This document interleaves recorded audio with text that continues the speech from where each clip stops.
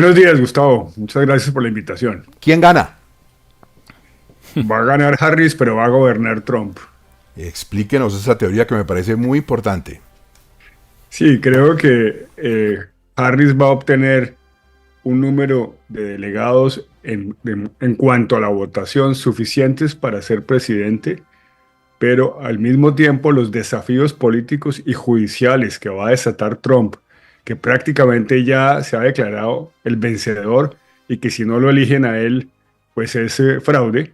Entonces, esos desafíos pueden llevar a que sean los estados que están muy penetrados en su sistema electoral por el Partido Republicano los que certifiquen la votación, incluso certificándolo en algunos casos a favor de Trump y además, si no es por ahí, a través de las acciones judiciales que tienen organizadas desde ya y que se han puesto en marcha incluso hace ya varios días.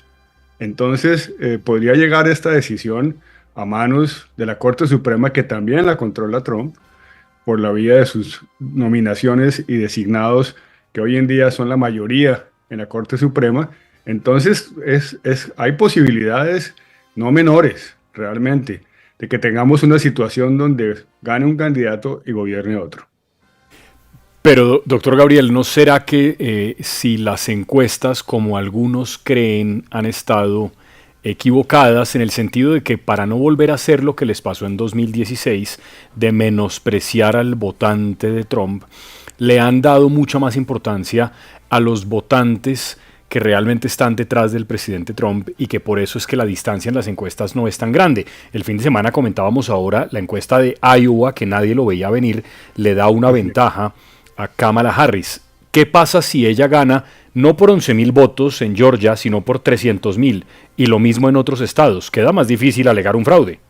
Sí, sin duda, si se da una situación de distancia relevante, la posibilidad de argumentar, de arguir un fraude es muy remota, pero ese escenario realmente es difícil. Sin duda lo de Iowa fue una sorpresa y fíjese que lo que está dando las sorpresas son las mujeres.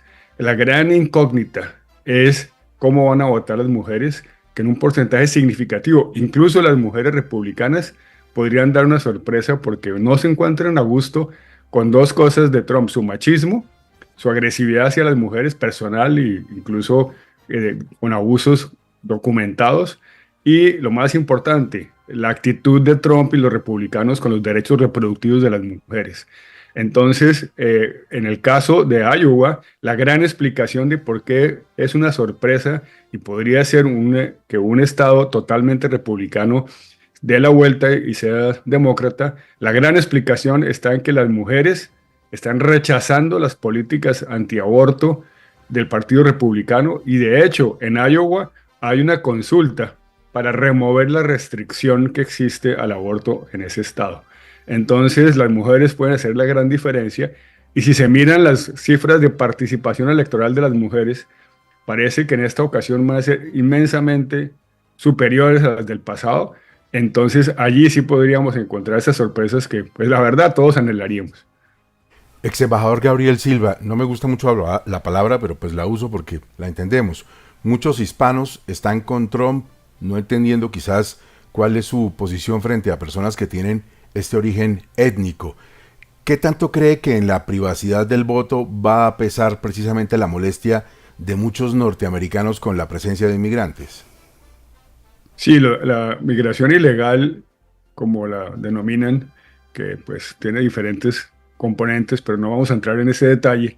El hecho es que se ha creado una reacción muy fuerte contra los migrantes, en gran medida promovida por los propios republicanos a lo largo de estos 4 años. Se han dedicado a exagerar las consecuencias adversas y minimizar los inmensos aportes de los migrantes, y eso ha creado un ambiente que hace que los culpen de todo, de la violencia, del crimen, de la inflación, del desempleo. Esa macartización de los migrantes ha hecho que exista una gran preocupación. Las imágenes de hordas de migrantes cruzando la frontera pues han multiplicado en todos los medios y en las redes. Entonces hay una actitud desafortunadamente muy incomprensiva y muy negativa, Incluso los votantes hispánicos van a votar por Trump, muchos de ellos, rechazando la migración ilegal porque se consideran afectados por el deterioro de la imagen de los migrantes y de su aporte a la sociedad americana. Exministro, exembajador, antes de despedirlo, en su calidad de exministro, quiero preguntarle, cambiándole de tema, su opinión sobre las decisiones que se tomaron sobre los comandos conjuntos, las fuerzas de tarea, la eliminación de algunas de ellas, la presencia ahora directa del ejército sin estas fuerzas de tarea, ¿positivo o negativo en la lucha contra la delincuencia en Colombia?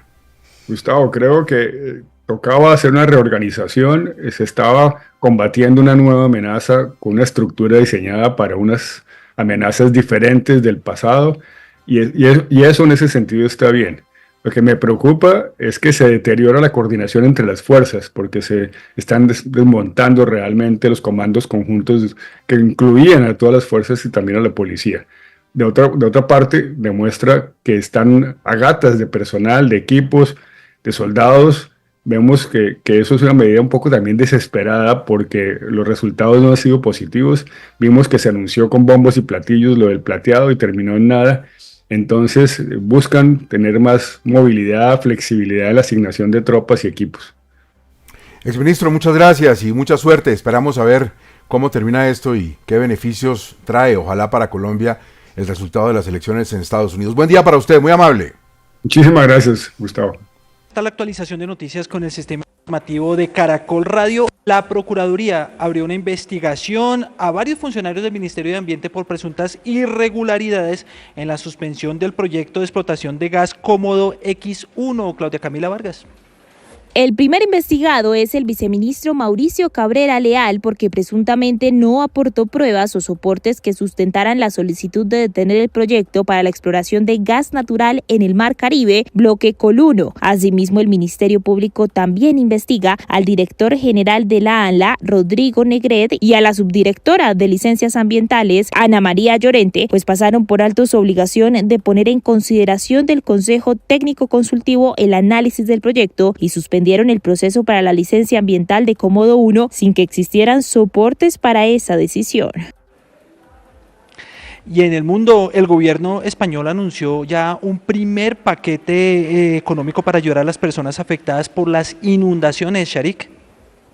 El presidente del gobierno español, Pedro Sánchez, anunció que se dará un paquete de 10.600 millones de euros para las personas afectadas y la reconstrucción de las zonas devastadas por las inundaciones. Entre 20.000 y 60.000 euros para la reparación de las viviendas dañadas y hasta 10.300 euros para cambiar o reparar muebles, electrodomésticos o los enseres que se hayan visto afectados y perdidos. El dirigente también indicó que ya hay desplegados casi 15.000 soldados y policías una semana después de la catástrofe que ha dejado al menos 218 fallecidos en el sureste del país. Gracias, Sharik. Y en Bogotá comenzó a regir un plan piloto maestro de movilidad para descongestionar 3 vías principales de la ciudad acá, en la capital. ¿Cuáles son, Sebastián Calderón? Este plan piloto comenzó a regir a partir de hoy desde las 6 a 9 de la mañana de lunes a viernes para descongestionar la avenida Circunvalar, la vía La Calera y la carrera séptima, con el cambio temporal del sentido de la calzada norte de la calle 84, que tendrá un solo sentido de occidente a oriente entre la avenida Carrera Séptima y la avenida Circunvalar. Es decir, que los conductores que ingresen a Bogotá deberán seguir por la avenida Circunvalar hasta la calle 76A, girar al occidente y tomar la carrera cuarta hacia el sur. Y el Jardín Botánico de Tuluá va a recibir hoy a visitantes de la CAF y de la Gobernación del Valle de Cauca. ¿Por qué razón, Víctor Daniel Parra? Esa visita se cumple después de la firma de un memorando para fortalecer el Jardín Juan María Céspedes a través del fomento de la investigación científica y el intercambio de experiencias con el Jardín Botánico de Nueva York. En otras actividades de los departamentos, esta semana destaca el inicio, hoy en Huila, del 9º Encuentro Iberoamericano de Turismo Rural, que tendrá participación de 22 países. En el Colegio Nuestra Señora de Fátima, en el resguardo indígena de Río Sucio, en Caldas, mañana entregarán una planta de tratamiento no convencional como parte de la estrategia Agua Segura en mi escuela. El gobernador de Arauca, Renson Martínez, liderará el jueves el Foro Agropecuario Departamental en el Complejo Ferial de Arauquita, y el Instituto de Cultura de la Gobernación de Antioquia sigue rindiendo homenaje al prócer de la independencia José María Córdoba por la conmemoración de los 200 años de la batalla de Ayacucho. Este viernes el municipio visitado será Concepción. Gracias, Víctor. Y en noticias de las regiones, las autoridades y las comunidades indígenas del Caquetá están pidiendo que se investigue a fondo un crimen, el asesinato del docente Darwin Falla a manos de grupos al margen de la ley. Elizardo Moreno.